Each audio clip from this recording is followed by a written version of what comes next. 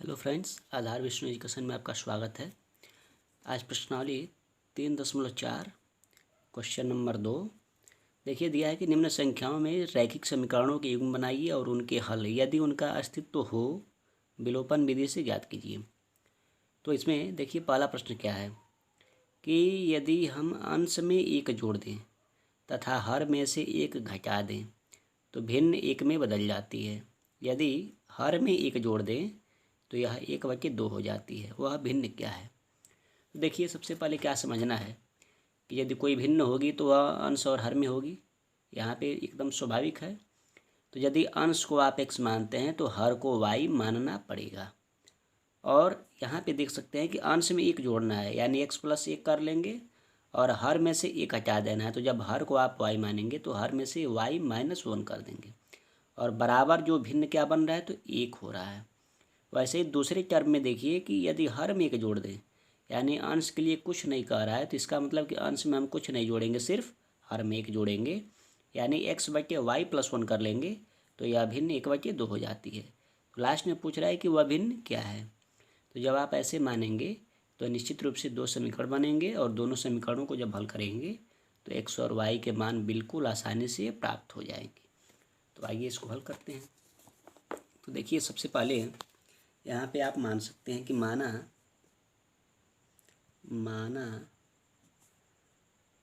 भिन्न का, यानी किसी भिन्न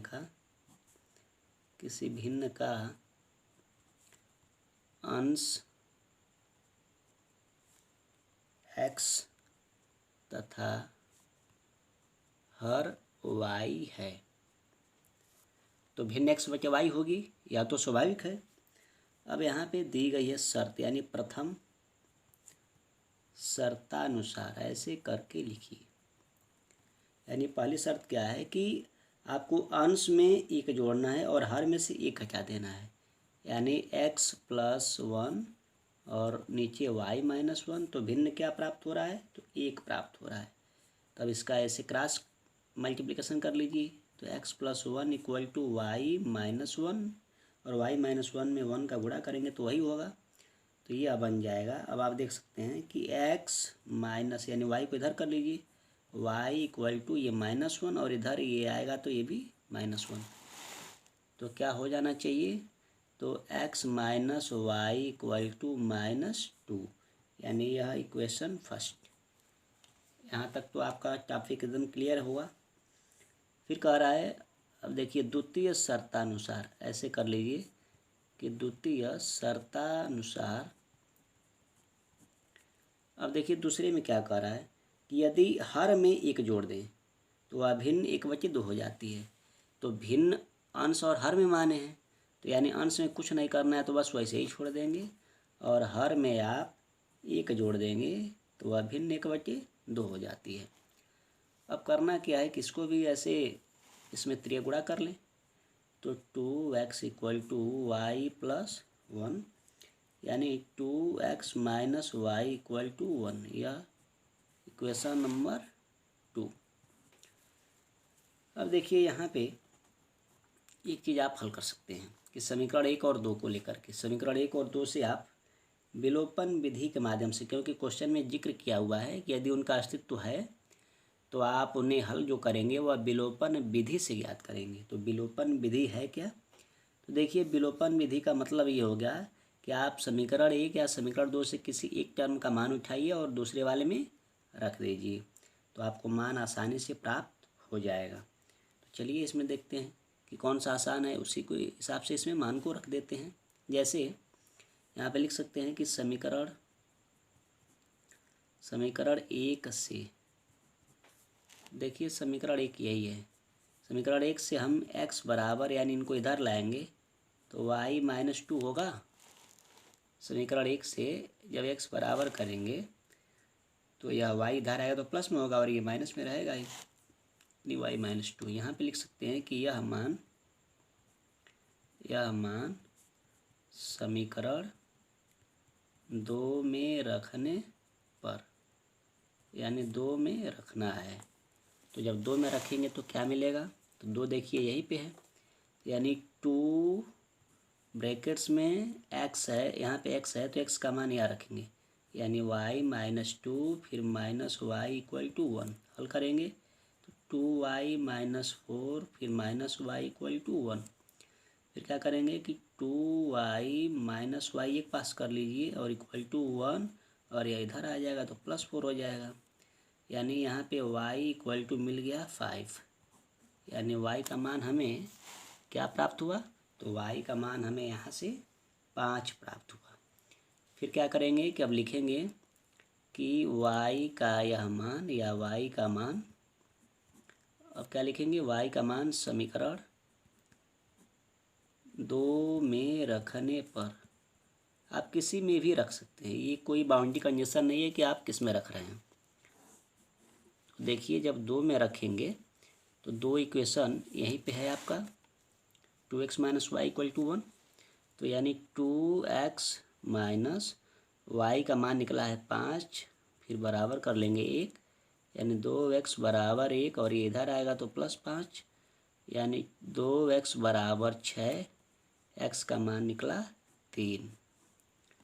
अब देखिए यहाँ पे x भी निकल चुका, y भी निकल चुका, तो नीचे लिख सकते हैं कि अतः भिन्न, यानी भिन्न को अब कैसे दर्शाएंगे, क्योंकि भिन्न अंश में x माने थे और हर को y माने थे, तो अब यहाँ पे x और y का मान रख लेंगे, तो x का मान निकला हुआ है 3 और y का मान निकला हुआ है 5, यानी वह भिन्न क्या होनी चाहिए, तो यहाँ पे लिख सकते हैं कि भिन्न यहाँ पे 3/5 प्राप्त हुआ। कितना प्राप्त हुआ, तो 3/5। अब आप देखिए फ्रेंड्स, यहाँ पे आप इसका सत्यापन भी कर सकते हैं कि जो हमने मान निकाला वो सही है कि गलत है। तो पहले इक्वेशन में या दूसरे इक्वेशन में आप x और y का जब मान रखेंगे तो वह समीकरण संतुष्ट होगी, तो आप कहेंगे कि जो हमारा मान है वह बिल्कुल सही है। तो इस तरह से हम लोगों ने क्वेश्चन नंबर 2 का जो पहला है उसको हल कर लिया, यानी यहाँ पे क्वेश्चन नंबर 2 का यह पहला था जिसको हम लोगों ने हल कर लिया, यानी दूसरे का पहला।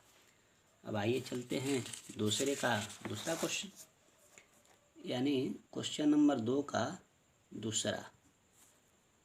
अब इसमें देखिए क्या है,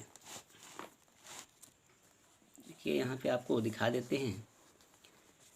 इसे दिया हुआ है कि 5 वर्ष पूर्व नूरी की आयु सोनू की आयु की 3 गुनी थी। फिर लिखा है कि 10 वर्ष पश्चात नूरी की आयु सोनू की आयु की 2 गुनी हो जाएगी। नूरी और सोनू की आयु कितनी है। तो देखिए इससे संबंधित एक प्रश्न इस पे हल हुआ है पीछे। मैंने उसमें यह बताया था कि यदि आयु संबंधित कोई भी प्रश्न हो, किसी भी तरह का हो, तो यदि उसमें आयु में समय का जब बाउंडेशन होता है तो उसमें पहले और बाद की बात होती है। तो यदि पहले की बात होगी तो समीकरण बनाते समय एक्स वाई जो मानेंगे, 2 व्यक्तियों का या 2 आदमियों का या 2 समूहों का, तो वहाँ पे माइनस के साथ, और यदि बाद की यानी आफ्टर की बात होगी तो वहाँ पे प्लस के साथ, यानी बिफोर और आफ्टर आपको ध्यान में देकर चलना है। तो इस पर आप आधारित क्वेश्चन हल कर सकते हैं। तो यहाँ पे 2 व्यक्ति हैं, नूरी और सोनू। तो यदि आप नूरी को x मानेंगे तो सोनू को y मान लेंगे, और 5 वर्ष पहले की बात है तो यानी x - 5 और y - 5 दोनों व्यक्तियों के लिए, और 3 गुना कर देंगे तो x - 5 बराबर y - 5 और y - 5 का 3 गुना कर लेंगे। वैसे ही 10 वर्ष पश्चात की बात है तो इसको भी वैसे ही करेंगे। तो आइए इसको भी हल करते हैं। अब यहाँ पे कुछ मान भी सकते हैं, जैसे माना सबसे पहले कौन है, तो नूरी है। माना नूरी की वर्तमान आयु, यानी वर्तमान आयु इनका क्या मान लें हम, तो x वर्ष। फिर अब यह नूरी हो गया, तो अब एक और भी है तथा सोनू, सोनू की वर्तमान आयु, तो इनको भी आप मानेंगे। तो जब उनको x माने हैं तो इनको y वर्ष। फिर अब देखिए यह जो बात है वह 5 वर्ष पहले की है, 5 वर्ष पहले। जब 5 वर्ष पहले की बात है तो दोनों को निकालना पड़ेगा। तो नूरी की आयु, तो जब नूरी की आयु निकालेंगे तो नूरी को आप x माने हैं और पहले में क्या करते हैं, माइनस कर लेते हैं, वो भी 5 वर्ष की बात है। तथा सोनू की आयु, तो सोनू को आपने क्या माना, y माना, तो y माइनस 5 वर्ष। अब यह भी कर लिए। अब देखिए शर्तानुसार, यानी उसमें कुछ शर्त दिया है।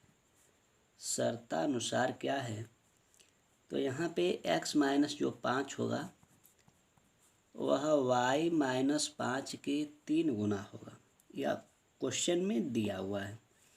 तो इसको हल कर लेते हैं। तो x माइनस 5 बराबर 3y माइनस 3 पच्चीस 15, यानी x माइनस 3y बराबर माइनस 15, और ये इधर आएगा तो प्लस 5, यानी x माइनस 3y बराबर माइनस 10।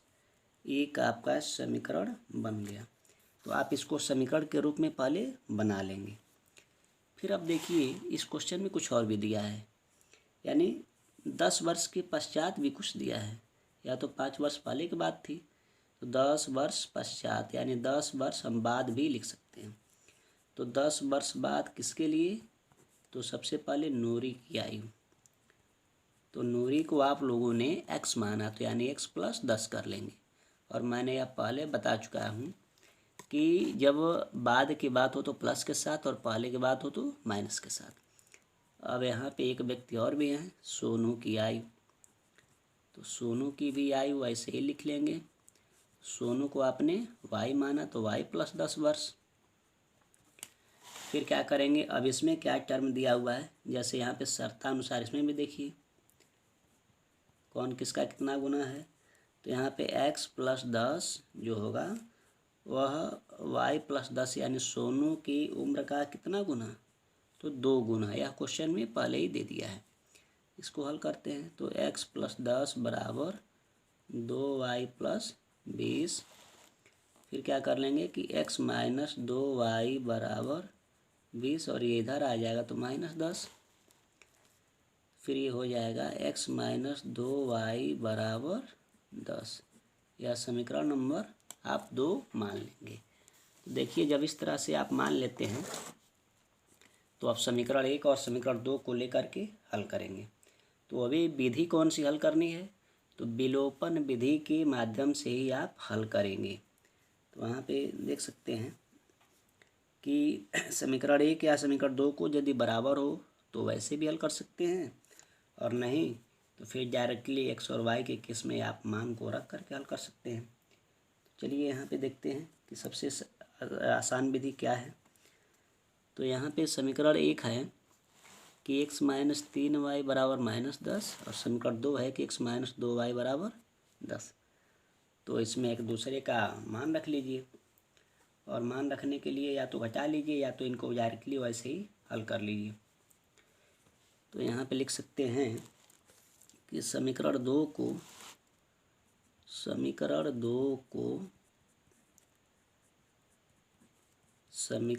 1 में से घटाने पर, यानी जब 2 को 1 में से जब घटाएंगे तो कुछ आपको प्राप्त होना चाहिए। जैसे देख सकते हैं यहाँ पे एक वाले में 3y है, यहाँ पे 2y है, तो 1y तो मिलना स्वाभाविक है, और x से x कैंसिल हो जाना चाहिए, और इसको जब माइनस करेंगे तो 20 के रूप में आएगा।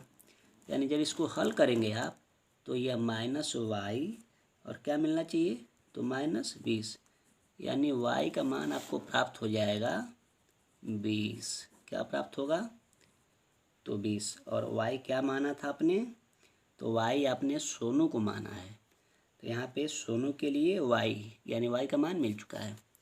फिर लिखेंगे y का मान, किसी में भी आप रख दीजिए, y का मान समीकरण 1 में ही रख लीजिए। समीकरण 1 में रखने पर तो देखिए 1 है x माइनस 3 और y का मान है 20 बराबर माइनस 10, यानी x माइनस 20 60 बराबर माइनस 10, यानी x बराबर हो जाएगा 60 माइनस 10 यानी 50 वर्ष। यानी यह देखिए एक्स का मान जो है वह 50 वर्ष है। तो एक्स को आपने क्या माना है, कहने का मतलब कि एक्स को आपने नूरी माना और वाई को आपने सोनू माना।